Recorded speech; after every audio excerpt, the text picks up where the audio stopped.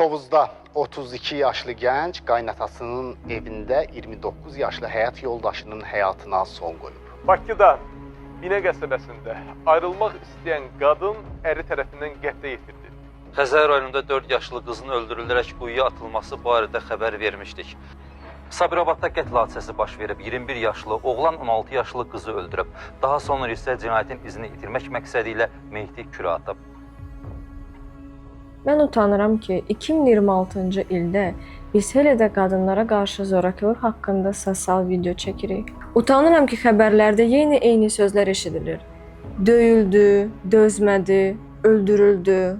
Utanıram ki, ərə getdi cümləsi bəzi qadınlar üçün ailə başlanğıcı yox, təhlükə başlanğıcı olur. Utanıram ki, bir qadın fəryad edəndə günahı ondan bilirik. Nə geymişdi ki? O saatda orada nə işi var idi?